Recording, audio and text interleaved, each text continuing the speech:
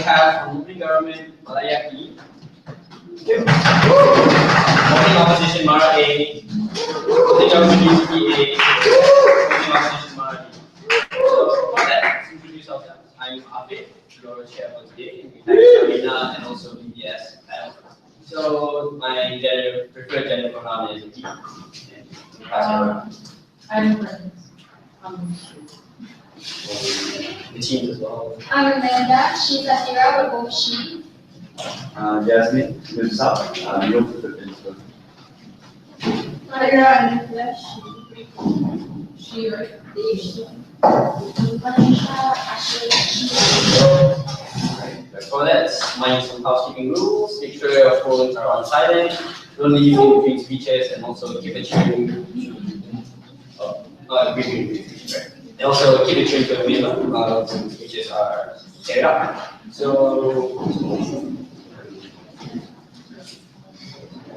you guys have to work exactly. This house would prohibit local government from offering, from giving tax incentives to attract corporations into the area. On motion, this House will prohibit local governments from giving tax incentives to attract corporations within the area. I'd like to invite Congress to leaders here.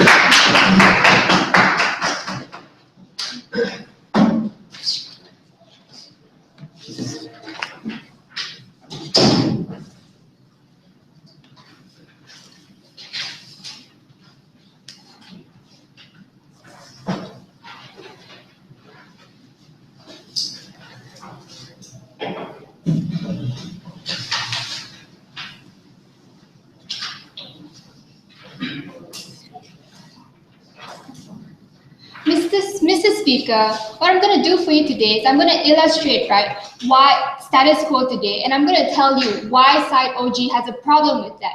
I'm going to tell you what justification we have, why we think that this prohibition is necessary, how it is justified, and then I'm going to talk to you about the effects of this and how we're going to see this work towards a better status quo, right? But what's happening today in our local industries? We're going to place this in developed nations, right, where local industries already exist, and they do have, they are providing services, adequate services for the community, for the local community, right? We think that when you place this sort of tax incentives to attract corporations like multinationals into the area, we think it comes at a benefit to them at an expense of the local industries, right? And we are not okay with that. Our stance today is that we think the government's first duty is always to protect the local interests, and number two, we are okay with heavier taxes and those sort of things, but when you talk about tax incentive where it comes at a benefit to them, then we reject that and we think that that's unacceptable, right? Sit down.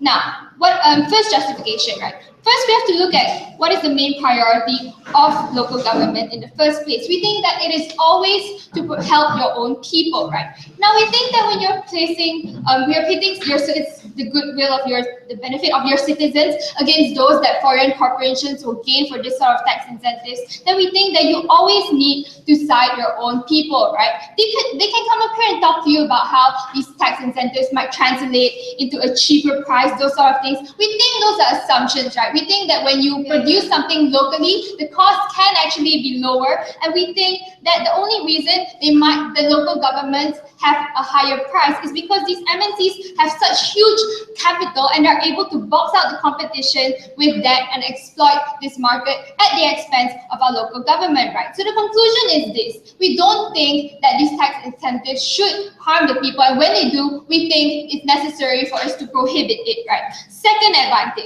Second justification, we think this gives an unfair advantage to the foreign corporations because, as I told you before, they already have an upper hand in terms of the amount of capital that they are able to expend in this venture, right? We think that when you're talking about this local government and they don't really show support for local industries. We think it places a very high barrier of entry for people who want to be entrepreneurs in their local market, who want to exploit these sort of things. We think that is very harmful effectively because it stops the local community from being able to further service themselves better. Before that, closing. We think that this debate refers to countries which have a type of market, and that's the reason why they have to lower their tax and invite corporations to come in. So tell us how are you going to figure out in that situation? A smaller market. Okay, look. We don't think that we need them in the first place, right? We've already told you how local industries have already existed. Let's look at Australia for an example, right? They already have their own fast food chains, they have grill, all these sort of local produce that not only benefits the community, we think that it actually helps people like farmers and produce growers, those kind of people who under their model would not benefit, right? Because they would lose out from these sort of things. Sit down. But furthermore, later I'll talk more on that, right? But before that, let's look at justification number 3. Yes, why do governments even give tax incentives in the first place, right? They do it to attract foreign corporations into their area. We don't think that this is necessary. Number 1, do we need them? Like I told you before, in developed nations, you already have these sort of local industries on the ground, right? And when the people service these sort of industries, then the benefit circulates within that local community. There is more benefit at the end of the day, right? When your incomes and all that things are not channeling and are not flowing out of your local market. So we don't think that we need them, right? But even if it was so dire that we attract these people in, we don't think that it should be based on tax incentives, right? We think this is the burden that opposition needs to prove. Why is it so necessary for the government to offer these sort of tax incentives at the expense of its own local industries, right? Number 2, my second argument here is on the effects of prohibitions, right? We think that, number 1, we think foreign corporations will still come. Why? Because we have a market that they can utilize, they can seek profit, right? Because we tell you that to an MNC, the tax incentive is not a big deal. It's just an extra bonus so that they can raise their profit margins even higher. Because you have to concede in today's debate that is what MNCs care about, profit. They don't care about the quality of the service that they're providing to your people. They will cut corners in order to make more dollars, right? We don't, because of this, and because they are such a huge political capital, economic capital, we don't think that they will feel disincentivized to come to this place, right? And we think that that's okay, because when they come, we think that our local industries, at least they will not be at such a huge disadvantage in this situation, right? Sit down. But so that is the trade-off we're willing to make, right? We think that if they come, that's good, but we think that we should not give them an even bigger upper hand at the expense of our own people. Number 2, second effect. We think that in a way, this makes the playing field more equal, because we do concede that MNCs have an upper hand in terms of the capitals that they can have, right? And their experience and the sort of development that they know how to carry out. But we think that in this case, we think that we're being fair here because we don't cite the bigger people, right? At least we give our own local industries a chance to flourish, right? Number 3, I'm going to talk to you about government revenue and how this can actually translate into benefits for local governments and the things that they can do in servicing their own people, their own communities, right? We think that when you remove and prohibit this sort of tax incentive, obviously you're going to be taxing these MNCs harder. And we don't think that this will come at a huge cost to the MNCs, but when that translates at a percentage, it turns into huge numbers for local governments, right? We think that this is very significant. We think that this is really good because when you increase local government reserves, we think it improves and it expands the capacity of local government in order to serve the people on the ground better by things like public utilities and local development, building new schools, those sort of things, right? We think that's very important because you give local governments another avenue in order to raise their capitals, in order to serve the people better, right? So basically, what have I told you today? I told you that this is the role of the government to serve its people and to protect its local industries, right? We should not let MNCs have their cake and eat it too, right? So because of that, I'm very proud to propose. Thank you. Right, now let's invite the leader of here.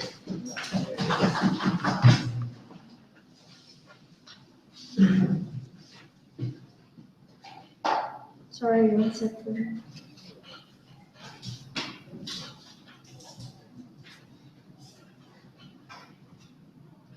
Mr. Chair, we believe that corporations are essential in order to ensure that the local market flourishes well and also to ensure that there is stability within the local region. I'll do three things for you. I'll explain how taxation works and how necessarily we feel that the state will introduce this tax policy. Secondly, why is it important to incentivize corporations to enter local cities? Most of my rebuttals will be integrated there. Thirdly, I'll tell you why is it important that local governments should have control and the ability for them to control part of their tax policies.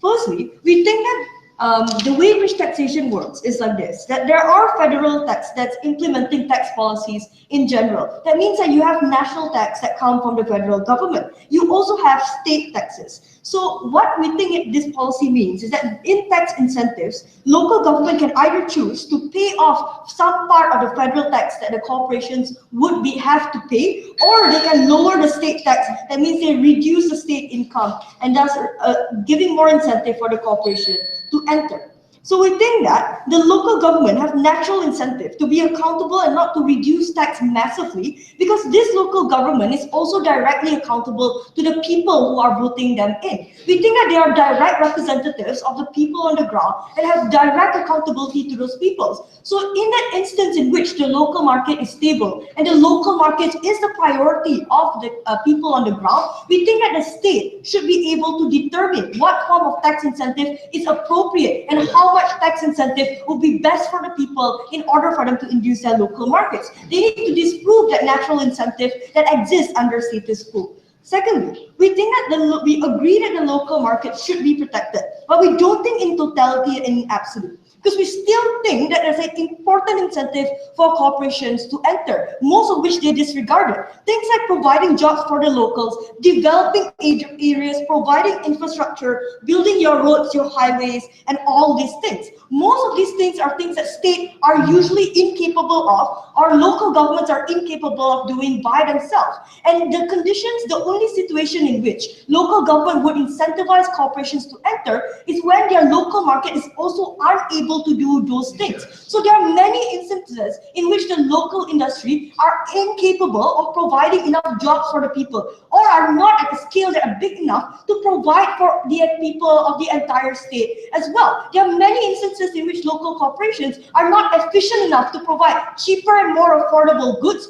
or efficiently provide services to the people in order to ensure their well-being. So we think that in those instances are situations in which it's very important for corporations to enter. And we think that the state would be able to perfectly decide when the corporations would be best suited for their local region and when they are able to protect local industries. So we think that if they are not efficient and dependable or stable, that means that the local government would have to bank entirely on this local market, and we think that's not something that we're willing to do. We think there are also many other ways in which we're able to protect local industries. Things like having local quotas and things like subsidizing local industries. So we think those are the manner in which you're able to protect those local industry. But absent of international cooperation means that you don't get those other benefits while waiting for those local industry to be propped up before they're stabilized and before we can nationally depend on them. We think that secondly, they told us that international corporations would enter regardless of the natural incentive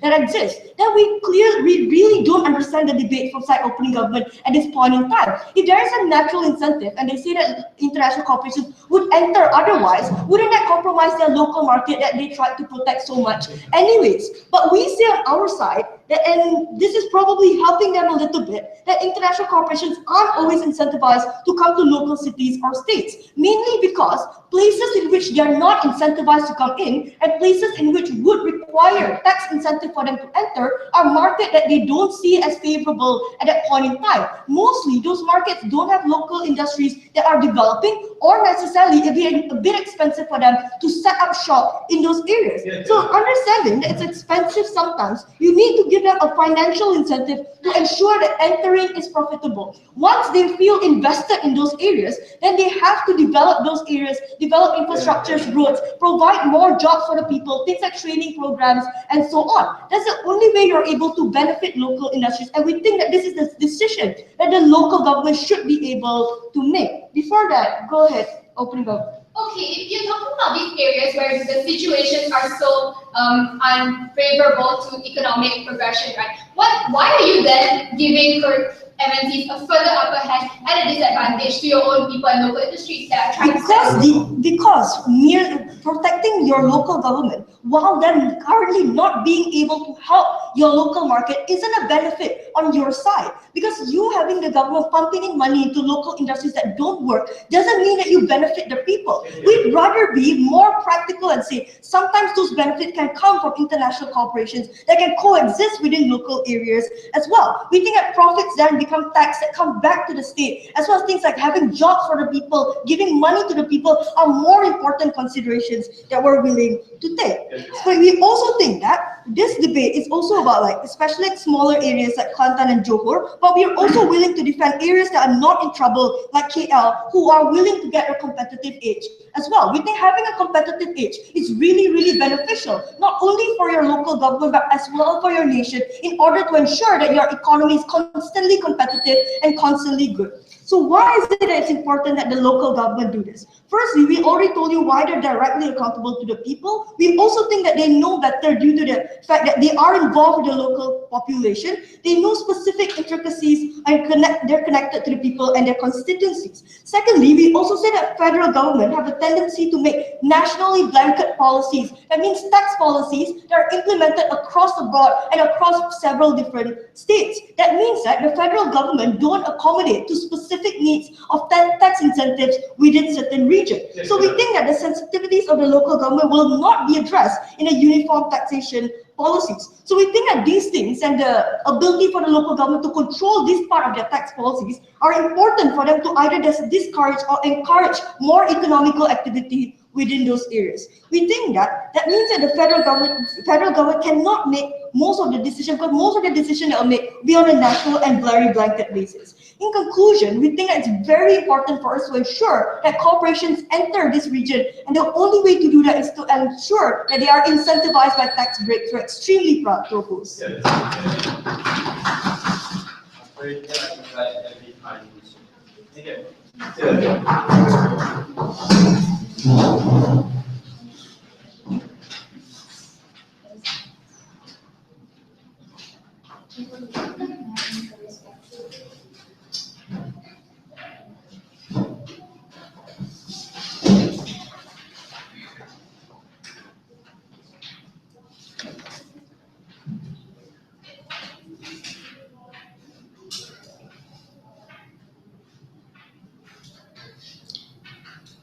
Sorry.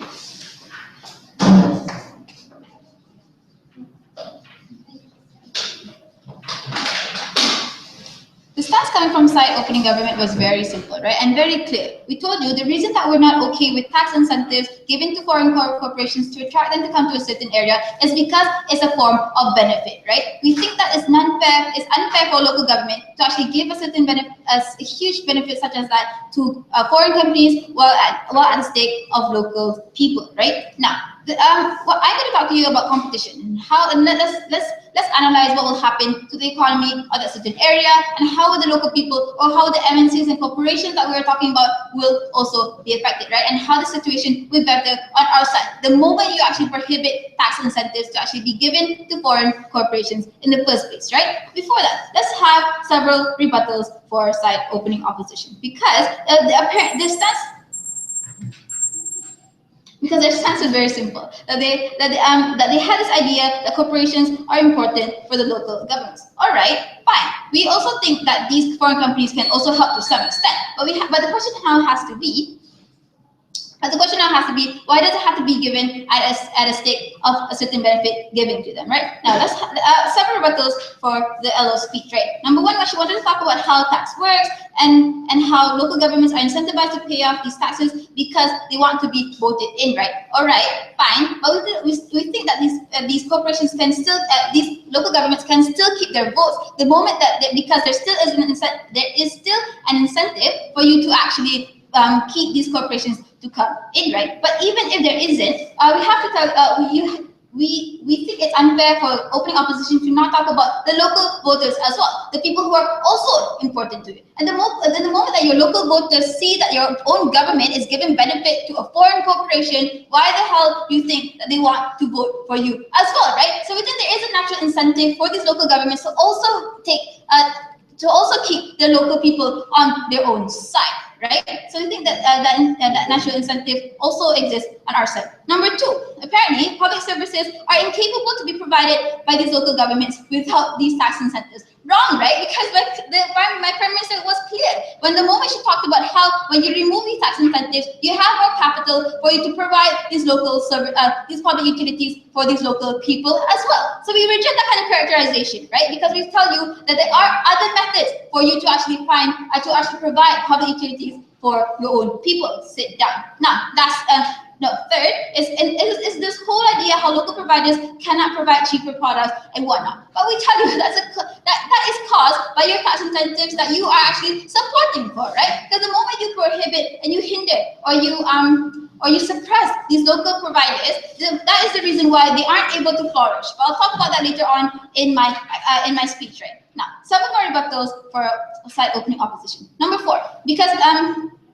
Jasmine had this whole idea how we should, if you want to give protection for these local peoples, you give them through subsidies, give them through other methods, right? Sit down. But yeah, okay, fine. We're also okay with those kind of methods. But the problem that we have right now is that we're not okay when you actually give those benefits at the stake of also giving benefits to the foreign company, right? That is the burden that side opening opposition, but the whole entire opposition has to prove. Why do you have to give benefits to foreign corporations, right? That's the burden that they have to prove in the first place. But we thought that was never seen in the speech given just now. Sit down. I'll take you guys in a while. Now, so more about this. Now, in response to her saying that, we should make them feel incentivized so that they develop the idea, we tell you they will, right? Because under Amanda's speech, she told you that there is still a natural incentive. But even if there isn't, we tell you that local providers and local people can also still develop the area the moment they have the capability and the moment they are given the chance to actually flourish in their own area, right? So we tell you development can still happen under our side. And this whole idea of local market also benefiting from the development caused by foreign developers, we tell you that cannot happen, right? When they are prohibited or they're hindered from actually progressing as well. And the moment you have MNCs monopolizing, for instance, due to this tax incentive, there are no chances for these local markets to actually crop up and also benefit, right? And they are forced to close shop, for instance. And that prevents them from actually enjoying these benefits in the first place. Lastly, right, this whole idea of how federal state implementing blanket policies, and that is the reason why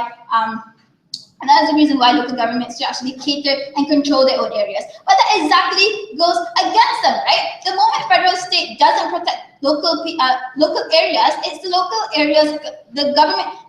area government's duty to actually protect its own people, right? Because blanket policies don't benefit states. States are the ones who have to protect their people and implement policies that actually protect their own people due to these blanket policies that happen. Yes. So you say that the state's duty to do whatever it can to protect its own people, but you want the federal government to impose a prohibition on states to do what they want with their own. We did not say that. We told you that local governments should have the ability to actually control their own area, and giving tax incentives is not one of those ways, right? That's our stance. Now let's look at my point, right? I'm going to talk to you about competition. Let's talk about what is happening in status quo, because competition and status quo is more towards a monopoly or towards the flourishing of foreign corporations. Sit down. Why? This is due to the tax incentives that local areas actually give right now, right? And because it attracts corporations, especially MNCs. Now, what happens to local corporations, right? They are discouraged from actually coming from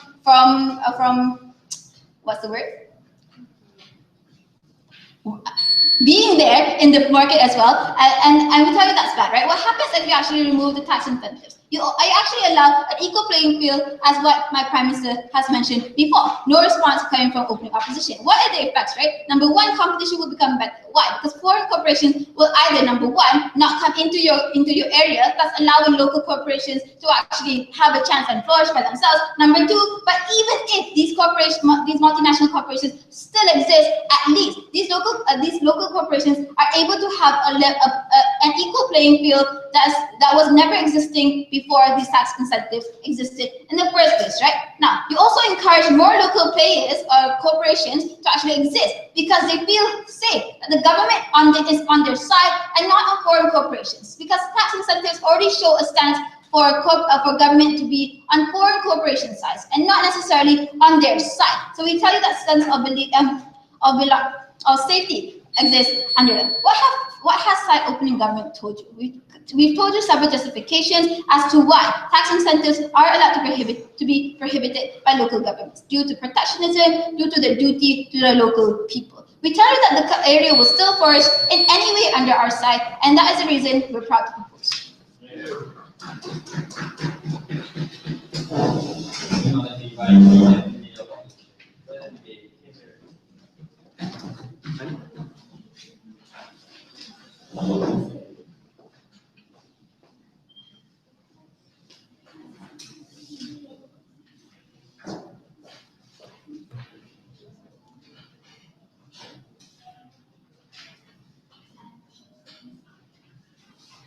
Ladies and gentlemen, the opening government seem to live in a world where there are no scales involved when it comes to taxation incentives. It's either we give the entire budget to a corporation or it's nothing at all. Ladies and gentlemen, especially in the context of which developed country that they're talking about in that side house, with robust accountability systems to voters, as well as immensely developed democratic institutions in order to hold not only governments but also corporations accountable, we fail to see why local governments aren't able to make rational decisions as to prioritizing local corporations and balancing those out with being able to incentivize corporations from outside to develop local populace and introduce some degree of benefit towards the local populace. I think their attempt at contextualizing this at a deeply developed country is counterproductive to the kind of necessity that this policy requires. But we think, ladies and gentlemen, that they didn't respond adequately enough to much of an analysis that Jasmine provided you as to why sometimes this particular tax incentive is a precursor to the self-sustainability of local markets. On that side, they told us that it's always going to crowd out local markets, but never responding to a lot of the analysis Jasmine told you about why sometimes, number one, skill transfers and the ability for you to have local jobs as well as local employment, ladies and gentlemen, becomes the precursor of people being comfortable enough to be able to set up their own companies, the ability for them to set up their own goods, and the ability to know how to set up their own companies at the end of the day. Absent which, on their side of the house, these corporations would never have occurred to begin with. Or on that side of the house, ladies and gentlemen, even if we concede at their best case scenario where these corporations actually do exist, they have to concede that these corporations will never be at the scale or the financial capacity of the corporations that we're talking about, which means prices will be significantly higher as well as access will be significantly reduced on that side of the house. So you have to pick and choose. Are you willing to forsake the accessibility of goods, the market accessibility of things like financial services, like things like being able to buy a car, for instance, or the ability for you to buy goods and services in the market right now on that side of the house? Some would say the ability to buy products as well as services at a very cheap price is the fundamental of social mobility when it comes to more impoverished areas, because your ability to access those goods means that you have more money to spend, ladies and gentlemen, on other things, for example, education, and the ability for you to say, be more sustainable in your financial spending. At least we have a plan to create some self-sustenance on the outside of us. Now I'm going to go even further than that. let's assume the worst case scenario in which local markets are completely drowned out and only international corporations are the market that exists in these local governments. We say they haven't given us a reason as to why that's a bad thing under that side. We've seen many cities that are immensely privatized and have local as well as international corporations dominating the market under that side of the house. But if we can prove to you that those international corporations still give skill transfer, still give equitable pay, still provide employment to a massive number of people and pay tax to the local government, then there isn't a problem in that particular context, ladies and gentlemen. If they gave us some analysis as to why those international corporations will then jack up the price or like create some kind of unaccountability, then maybe we would have something to engage with. But all they told us was that local content would be reduced, but that local content wasn't effective and wasn't good to begin with. There wasn't a harm to begin with under that side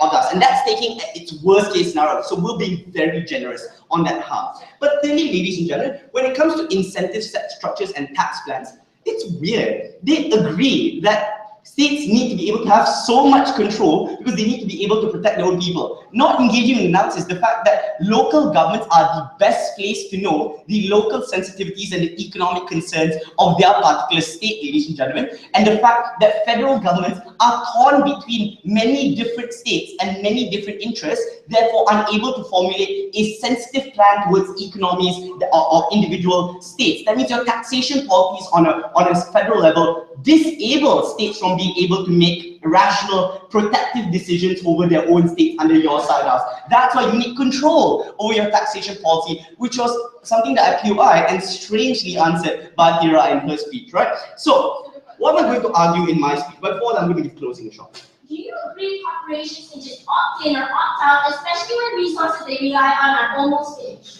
But we don't agree that corporations will be able to opt in and opt out. At the point at which you can set up a HQ and set up infrastructure, it costs you a lot more to abandon all the infrastructure that you've already built, ladies and gentlemen, and become a sunk cost under that side of the house. If you've already been incentivized to come in, it's unlikely that you're going to sacrifice the workforce, number two, the skills that you've developed, number three, the infrastructure that you've already built, and the capital that you've already invested under that side of the house, and suddenly just say that I want to leave at the end of the day, ladies and gentlemen. And we've already given you massive analysis as to why there'll be skill transfer and sustainability other than that. So we think that that's sufficiently dealt with.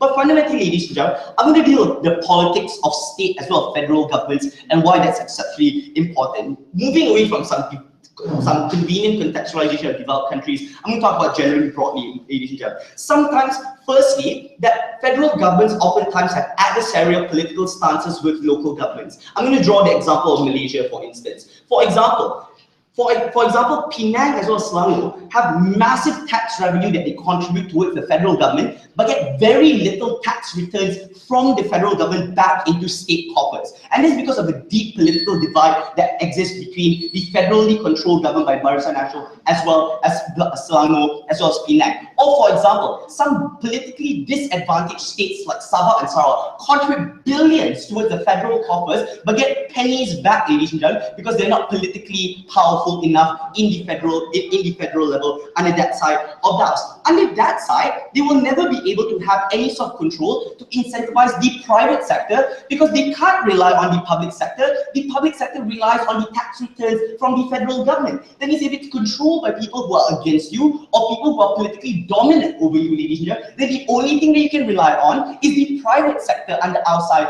of the house. You reduce the autonomy of the political nature of state governments, ladies and gentlemen, to have some kind of autonomy to be able to move around the politics of federal states and be able to have some degree of economic autonomy as well as economic independency, ladies and gentlemen. In that particular circumstance, some states necessitate a private sector, especially in the instance where they can't rely on the federal government to help them. In some circumstances, ladies and gentlemen, we think it's okay to maintain an option for tax incentives. We think that states are best able to make those decisions. We think those are reasonable decisions, ladies and gentlemen, and sometimes those are fundamentally good decisions. Thank you.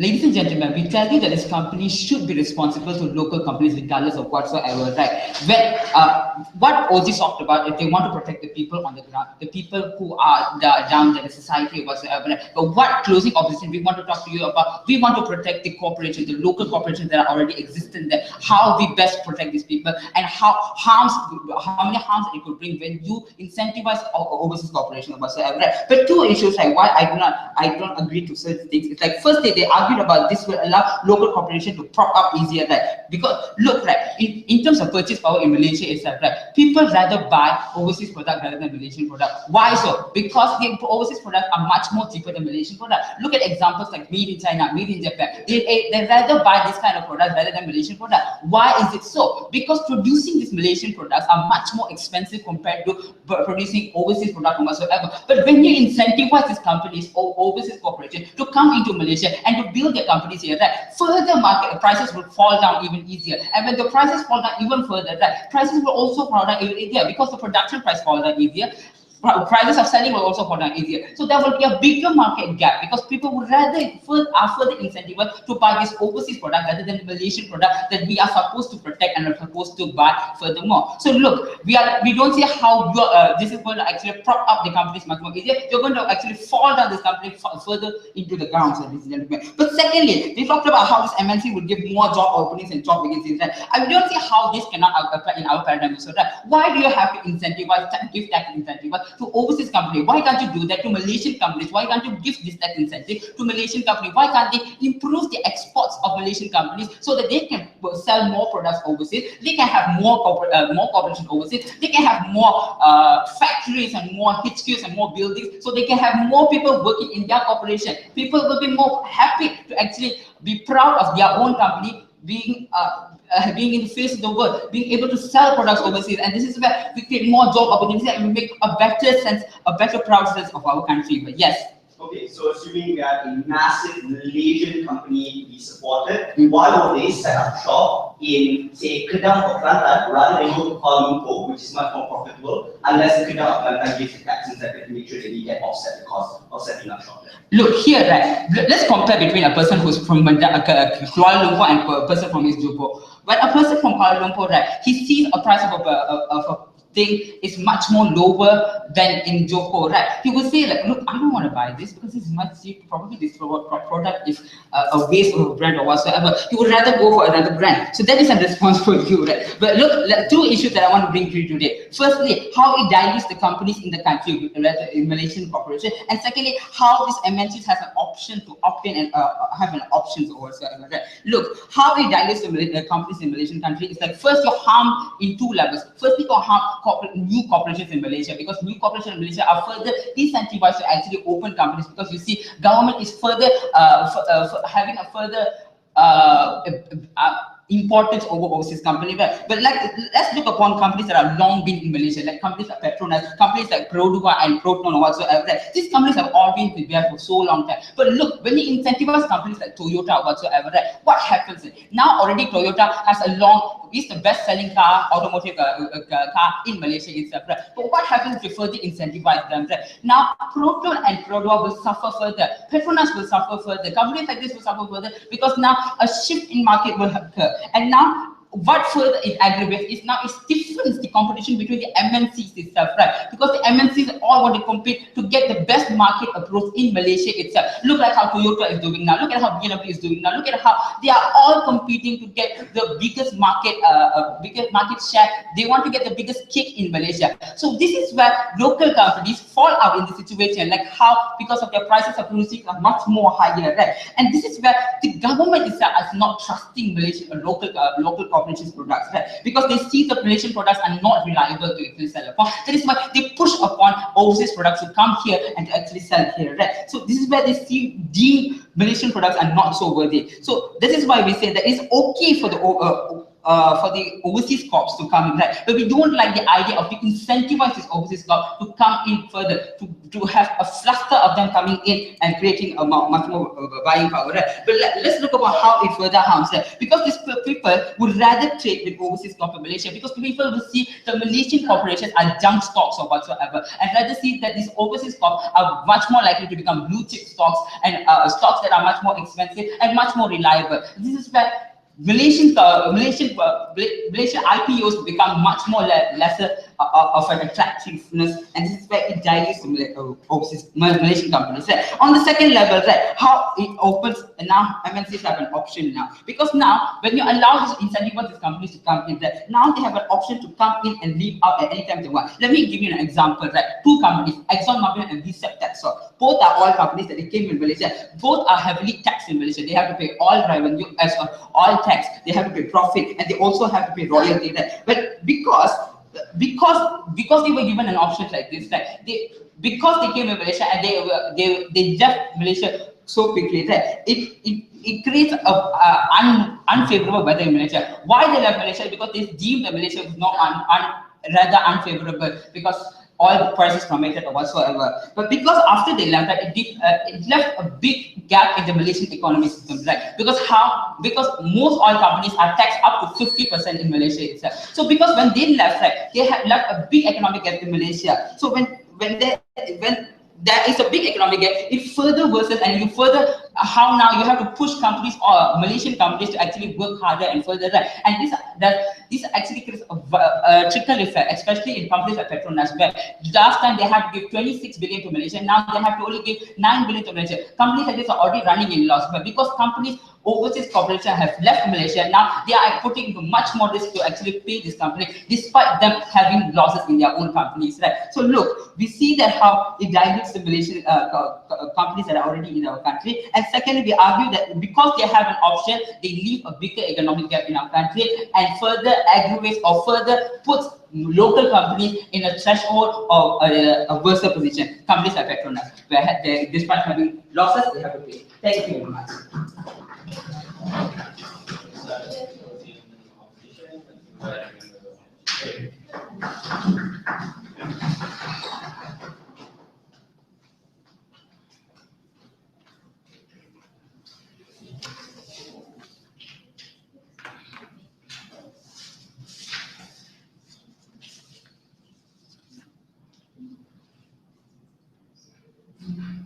Mr. Chair, we believe that the establishment of corporations in states like India, Bangladesh, or even Indonesia and Malaysia has helped vast number of people in that very state, which leads to a certain creation of more rights and also development towards its very own state. For instance, like the infrastructure and also jobs. So the stance coming from side-closing government is simple. We believe that tax incentives bring more benefits in terms of improving the market structure and framework of local SMEs, and also how it improves inside the competition in that very sense, right? But before rebuttals, let's just establish some few things. What is the problem? Because when state gives that tax incentives, it establishes that your government is unable to provide for you in the first place, because local government can't cater to the creating market in that very state, or even giving things a sustainable structure in that very state, because that means that the government is like desperate to establish some few things in that state, like giving developments and all those kind of things. You can see this in countries like Bangladesh or India. That is why we think by giving tax incentives, it brings more benefit to that very state. So let's move on to my rebuttals. Firstly, how side-closing government told us they they want to protect local corporations, right? But we don't believe why those things we don't think those things are mutually exclusive. We think under our side of the house we can regulate those kind of things. For instance, in Malaysia, even though with the presence of ExxonMobil, we still protect large companies like Petronas, who are still dominating the oil in this very state, right? So we think those things can be mitigated. But secondly, they told us how people will now prioritize local or overseas products. But we think that this is because people prioritize those kind of things because they have higher quality products and also cheaper. This means that under our side of the house, state has an incentive to better their services and also the products in their very country. So at least under our side of the house, we incite competition to make that government move hand in hand and also with the progress that is coming from the companies from overseas, right? So at least under our side of the house, Malaysian companies can set up their games into improving their services. But under your side of the house, they will be more convenient and they will be more It will be on So so if they want to talk about competition, because this comes from site closing government, we tell you it is under our side that champion those things. Because site opening government tells us how they want to provide an equal playing field. We don't think this can happen is beneficial for you in the long run, because when state gives you tax incentives, it means that you're unable to create an establish a sustainable system in your side. For instance, in countries like India, when you don't even have proper toilets in Uttar Pradesh, how can you in some places? That is why we think that establishment of corporations can give you those kind of benefits and also development in that very state. We don't think this motion applies in developed country. We think all three sides have already conceded this box out. So firstly, first substantive, how you will improve the market, no thank you, how you will improve the market structure and framework of local SMEs, because we think that there's already low number of sustainable markets in that very state. This is because of the lack of expertise in that very government. That is why there's an incentive for local government to give these taxes, because your state is unable to do that in the first place. No thank you, because you as a state can't run as better as an established corporation. This means that tax incentives will give more corporations being established in that very state. We're not only talking about food chains, ladies and gentlemen, but also things such as insurance companies and also colleges, hospitals, and also petroleum, they really want to talk about. When this happens, local government can emulate this sort of corporations through, and this government can then better their services. In situation where government can't even extend all their resources to small states, where it's like Kedah or even Perak, this is where local governments can have the aid from corporations to create more jobs and also better services in that very state. We can see this is extremely problematic in countries like India, where that revenue can't be channeled to small states because of the inability for you to even establish or create rights to those people. But before that, assume that all your local providers in developed or developing countries can provide your services like public utilities and everything. Why do you still need to give tax incentive to foreign companies? Because these countries that we are talking about are isolated and are not attractive even in the first place. We are talking about not attractive even in the first place. By giving tax breaks, it means that you are making yourself more attractive to the international community and also international corporations to come into your country and get those kind of revenues. These revenues will then be channeled to the people on your state. In countries like India, where rape culture is prevalent, where they don't even have proper toilets for them to pee, ladies and gentlemen, that is where we think that these corporations then will give some sort of development to that very state, give them better infrastructure in that very state, and help these individuals when countries fail to do so. No thank you. But at least under our side of the house, this leads to my second substantive, how you will then incite competition. We think that under your side of the house, there will be no progress because you create a situation where you can't sustain and solely depend on the government. This is extremely harmful because you don't have enough jobs already in your country. People have low wages, and under our side of the house, we lower the burden of government to sustain for your country. Under our side of the house, we think that competition is even more flourishing, and this is good because under your side of the house, people are complacent in the first place and is comfortable with the state that they're in. The moment there's a corporation seeps into that very state, local government and also local businesses and local SMEs will feel challenged and try to better the machinery of their corporations and also their services. So under our side of the house, if you want better services for the people on the ground, we tell you we champion that. We tell you that local companies, SMEs, and also corporations in that very state will give the best that they can to the people in that very state. Under your side of the house, we see that people are being neglected and people do not have, like governments do not have enough resources to pump in money into that very state. Under our side of the house, we are the only people that create more jobs and create infrastructure to help better and alleviate the lives of people under in your state. But under your side of the house, people are neglected.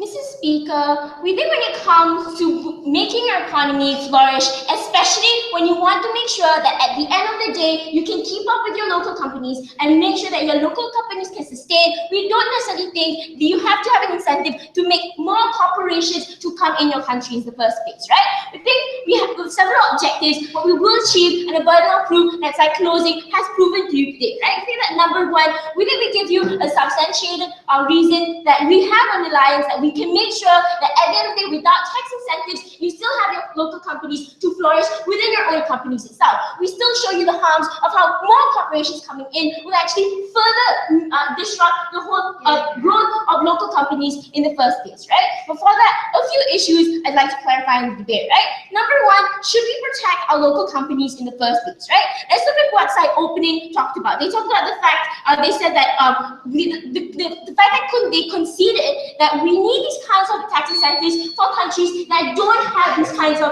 corporations in the first place, right? The concession that they make when you actually need it for your country that's having failure in your economy is the reason why you further dilute the companies that actually are growing in your companies in the first place, right? But at the moment the state attracts international companies, the states actually don't rely on the local companies anymore. The moment that they don't put reliance on their local companies anymore is when you further disincentivize your companies to actually be investing in the first place, right? But we think even if you further push this, we think that you no longer make it an equal playing field for your people or local companies to actually invest in your company in the first place. We think that the equal playing field is important for you to make sure that we think that because your equal playing field has increased, you no longer can make your local companies compete with these corporations that exist in the first place. No. But we think that the moment you allow the chance for these companies to be diluted is the most probable chance that these people will never be incentivized to actually increase that kind of local companies, right?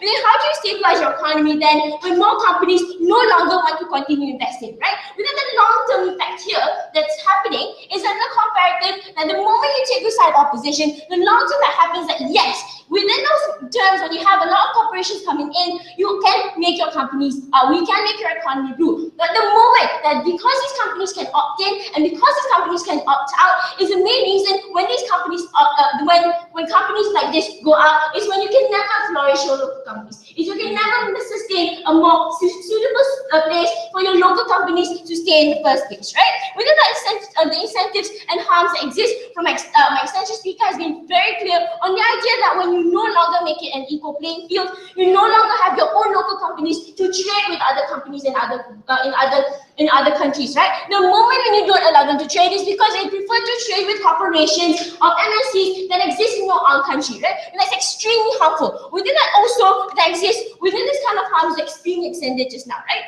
With that local competition, you cannot trade because other countries prefer to trade with MNCs and whatnot, right? And then secondly, what is the role of the government, right? What is the best choice, or what's the best deal that we have for the people on the ground, right?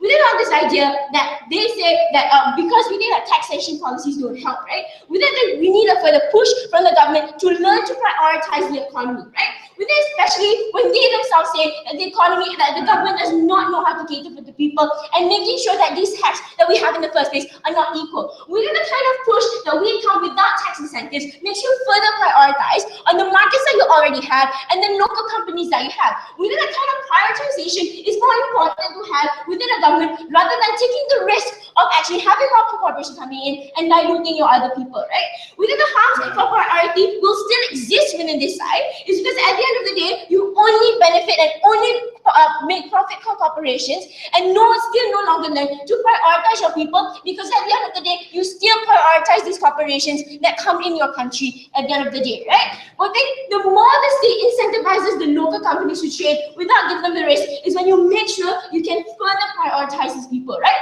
Within the further intensive incentives that should come from the government is when you don't give them this risk of dilution and you don't give this risk of tax incentives in the first place, especially when they know that there are harms of unequal playing fields. Anyone? This debate is about individual local governments and whether they can control their taxation policy, and not about governments of countries. Can you tell us how will individual states deal with the adversarial politics of federal governments, given that their tax policy is controlled by a body that does not care about them?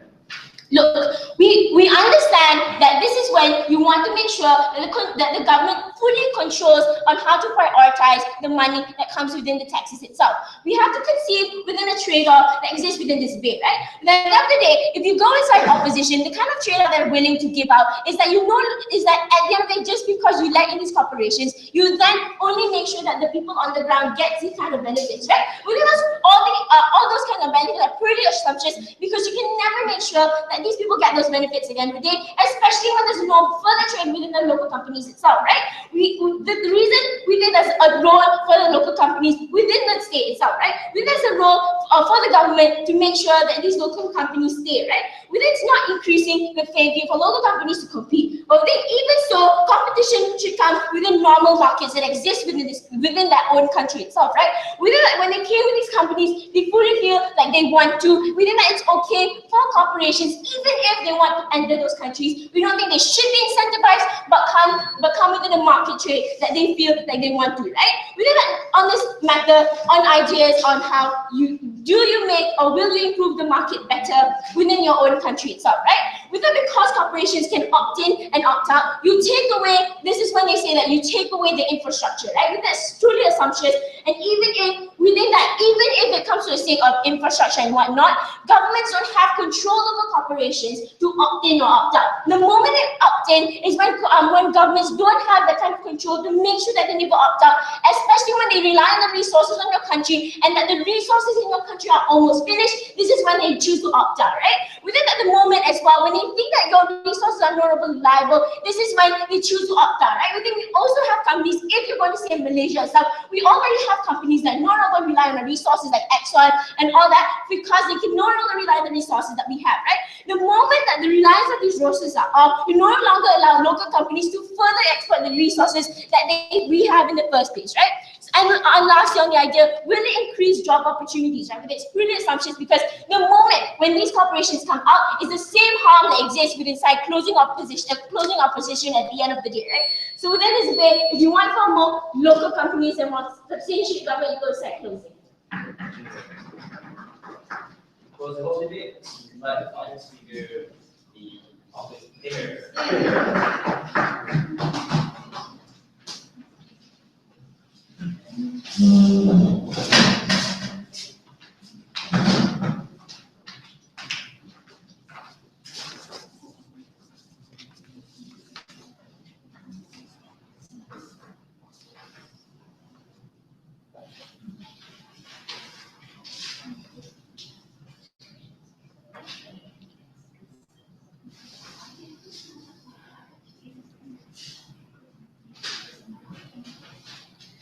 We think it's very contradictory for them to say that companies will now go in and dominate, but suddenly once you dominate, the market there, they will suddenly left the country in a hurry without ever doing anything else about it. But we think that then that is a very advantageous position to us because we already provided the groundwork, you already have a training program for our workers, and then when you left, we think that you give a gap for the local companies to fill in, and that is very advantageous, and we are pretty happy if they wanted to opt out, right? So let's talk about this debate. So I have two issues within this debate. Firstly, on why we are the one who actually create a way for these local companies to for this state to be in an advantageous position, and secondly, on why all their harms will not materialize. And thirdly, I'm going to talk more about Mahira's extension about how you improve the market structure and how you incite the competitions which they fail to engage at all. I would think that's a harm in their case. So let's talk about the first issue on why we are the one who create more opportunities for the state, right? Because we think that you cannot have an equal playing field if you don't have the playing field in the first place. Sit down. And the only reason why corporations are always able to come in because one, there is no local corporations, or secondly, because your local corporations are very weak and very unsustainable. And we think that this is harm in the first place because it necessarily means that under your state is that firstly, you don't have the necessary establishment for you to have the corporations. Or secondly, the state just found that it is not profitable enough for you to have the corporations. Or thirdly, on how government are inadequate in terms of a long-term sustenance of the corporation. So these are all the three harms that we can alleviate if we allow these corporations to come in.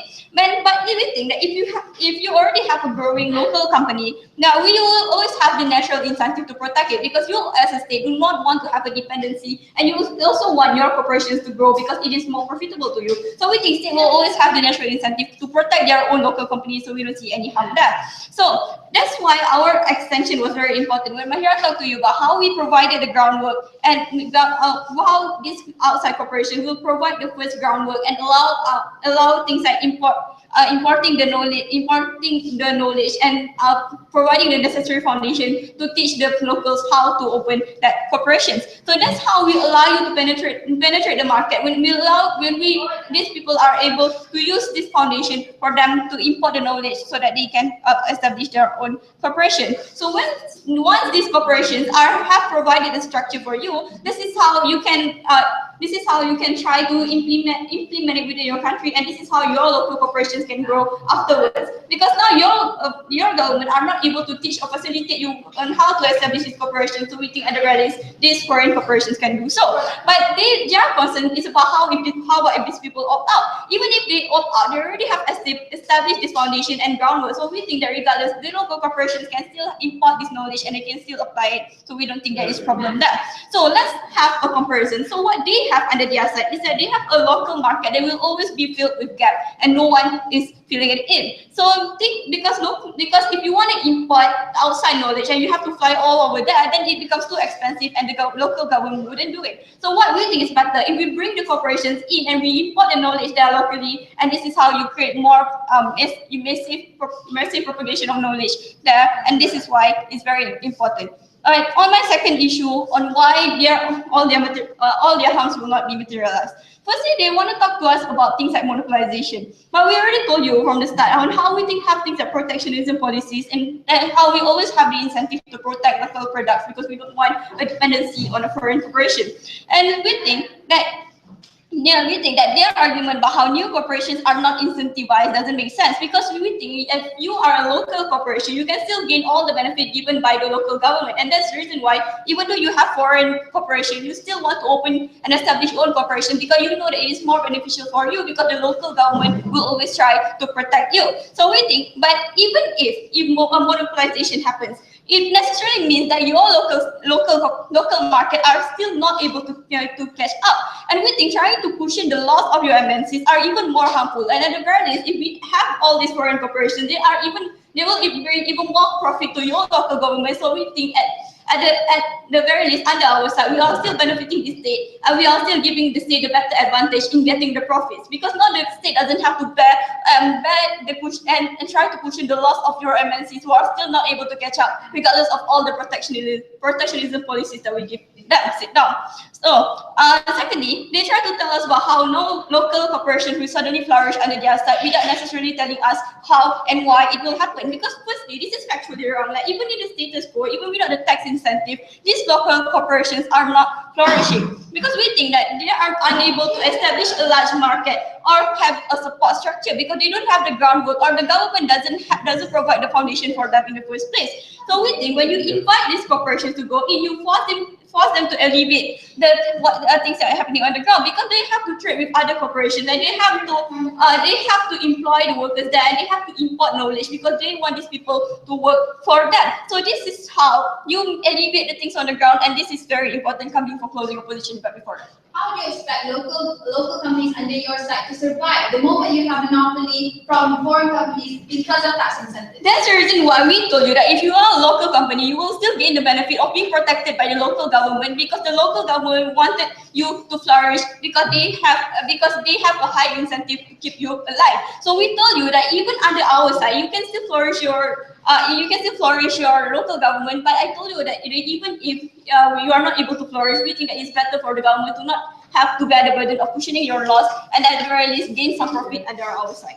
So let's talk. So Mahira told you on how you improve the market structure because now we think that countries have their own expertise and field. So the problem here is that Mahira told you on how when you invite these foreign corporations, you invite experts to come in and you force them to trickle down the knowledge to people on the ground because they have to employ these people. So this is very important. So once you provided the ground, once you have people who know what they are actually doing, that's how you can establish a local corporation in the first place. But on their side, they have nobody that have the knowledge, nobody who knows how to establish a corporation. So we don't think that on their side they can have sustainable corporation even if they have an MNC. And secondly, Maria talked to you about how you incite competition. Because when you have the proper framework and you have an established foundation, now people can import the knowledge and apply it on the ground. So we think when the local governments found that you are already at the point where you can compete, that's when they put in even more protection so that you are able to compete with the foreign corporation. So we think you will be able to give them better leverage and will allow them to compete because in the end, the national product will always be the one protected by the state. So we told you how you alleviate things on the ground, and we already proven to you on why the house will not materialize because of that we oppose. I thank everyone for the attention, and now